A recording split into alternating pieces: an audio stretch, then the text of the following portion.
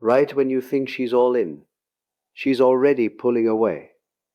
At the beginning, it doesn't look like a problem. There's no argument, no dramatic shift, just a subtle change in presence.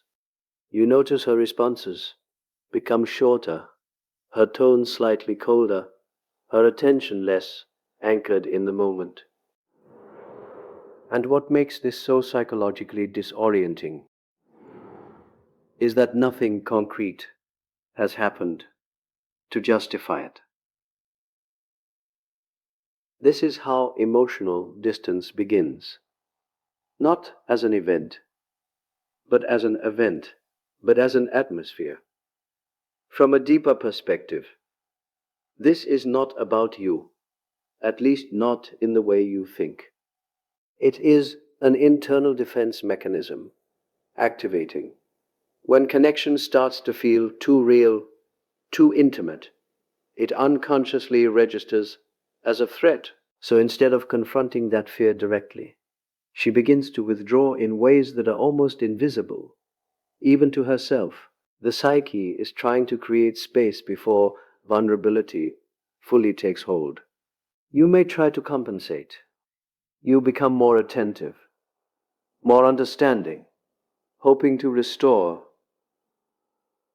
what was there. But this often accelerates the process, because the more you lean in, the more her system signals danger.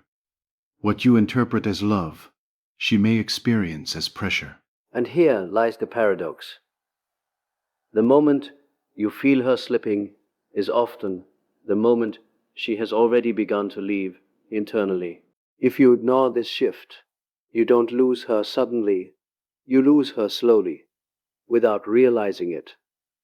Then something even more deceptive begins to unfold. She becomes busy, not in the ordinary sense of a full life, but in a way that feels strangely selective. The rhythm you once shared starts to break. Calls are missed, messages are delayed, plans become uncertain. And yet, when you step back and observe carefully, you realize it is not time she lacks, it is availability. This is where confusion deepens. Because busyness provides the perfect psychological cover.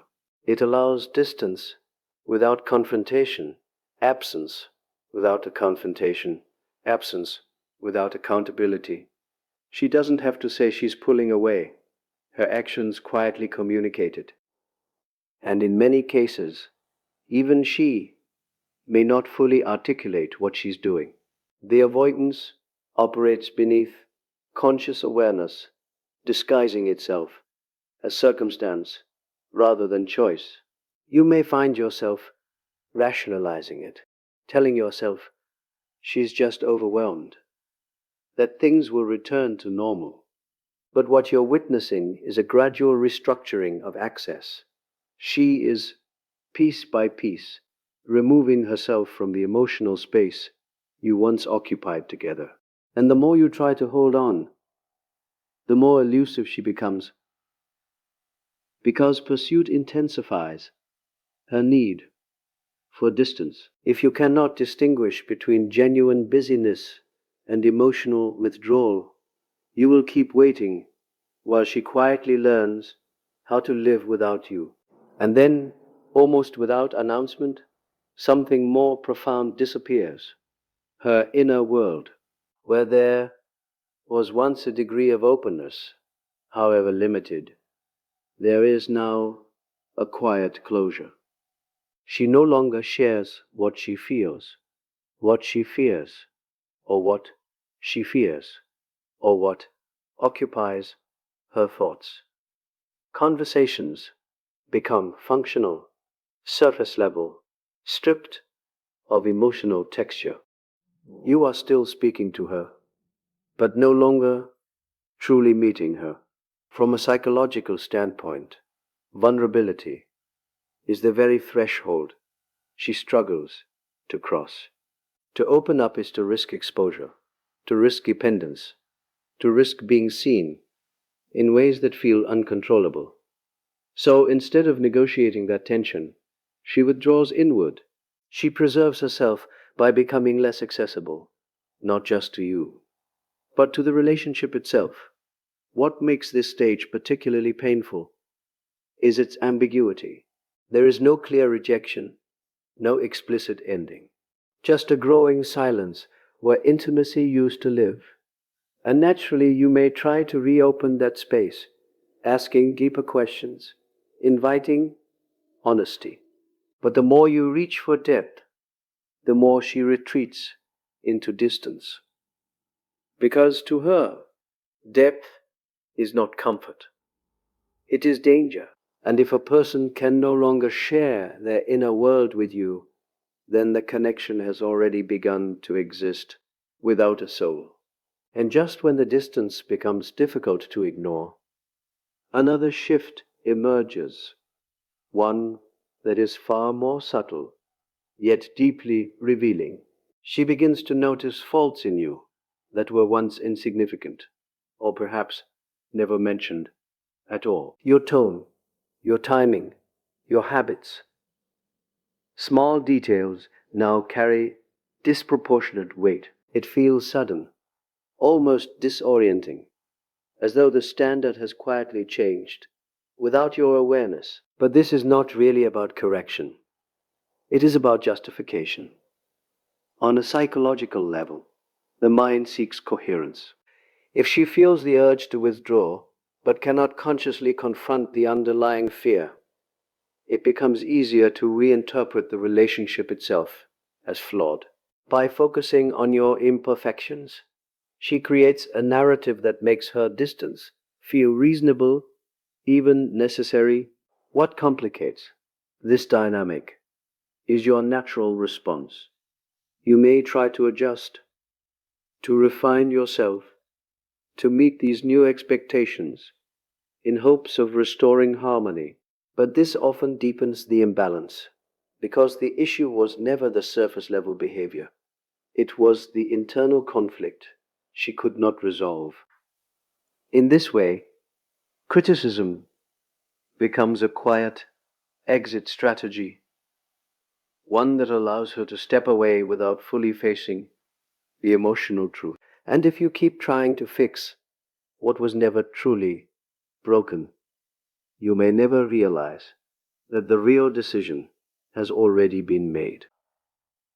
And perhaps the most confusing pattern of all reveals itself in moments that should have brought you closer.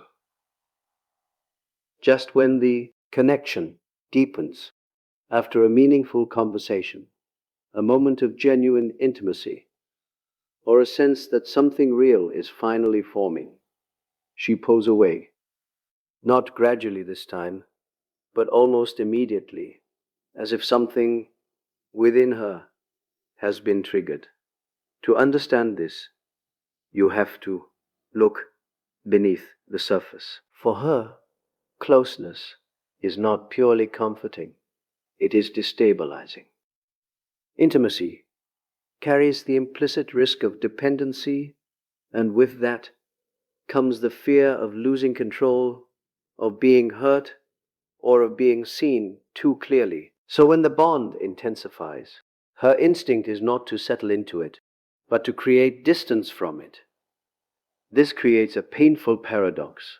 The very moments that confirm the relationship's potential are the same moments that activate her retreat. You may interpret this as inconsistency or even contradiction, but internally it follows a precise logic. The deeper the connection feels, the stronger the impulse to escape it becomes. And if you do not recognize this pattern, you will keep chasing closeness while unknowingly triggering the very distance you're trying to overcome. Because for some, love is not what they run toward. It is what they run from when it starts to feel real. And then comes the stage that feels almost cruel in its timing. Every time intimacy grows, every time you feel her presence becoming truly aligned with yours, she withdraws. It is in these moments, after laughter shared, conversations that cut deep, gestures of trust, that the retreat becomes most apparent. What should be a bridge to closeness? What should be a bridge to closeness instead becomes the signal of distance. This is not random, it is deeply patterned, rooted in the architecture of her inner world. For an avoidant woman, intimacy is a paradox. It promises connection, but also triggers an unconscious alarm. The vulnerability required feels like exposure. The dependence implied feels like loss of control. So rather than risking an gar, but deep inside, car, that exposure, her psyche instinctively erects walls, subtly at first, then more clearly, creating space where none existed before. You may feel bewildered, even frustrated, wondering why the very moments of closeness provoke withdrawal. But this is the nature of avoidance. The deeper the potential for emotional integration, the stronger the drive to escape it. And here lies the truth. Few recognize. When closeness causes fear, absence becomes a sanctuary. If you do not see this pattern, you will continue to chase what she instinctively moves away from, and in doing so, you will miss the profound lesson her distance is trying to teach.